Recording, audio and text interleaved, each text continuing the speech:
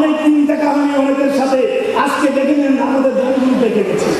আমরা আস্তে আস্তে সন্ধ্যার দিকে আমরা এগিয়ে যাচ্ছি।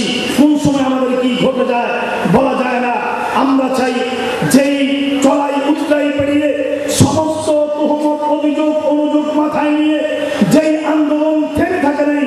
আমি ঢাকাতেও কাউন্সিলে বলেছি, এই মুসলিম হওয়া বলেছিলাম যে আসছে পথে আধার নেমে, তাই বলে কি থাকবো থেমে বারবারে জ্বালাবো বাতি, হয়তো বাতি জ্বলবে না কিন্তু তা বলে বসে থাকা চলবে না। আজকে বাতি কিন্তু জ্বলছে, আজকে বাতি নিবাবার শক্তি কারো না।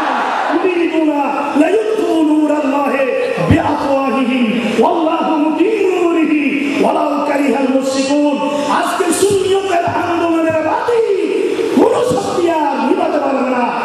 এগিয়ে যাবে সেই বাতির সুস্থের দায়িত্ব আপনাদের হাতে নিয়ে আমরা সামনে কবর থেকে দেখে থাকতে চাই।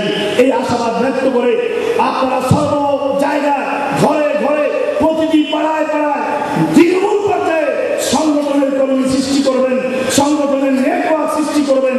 এই আশাবাদ দেখে আজকে এই এত জটিলতার ভিতরে এই আয়োজন করাতে ওদেরকে ধন্যবাদ জানিয়ে আমি শেষ করলাম। আসসালামু আলাইকুম ওয়া রাহমাতুল্লাহ। আমরা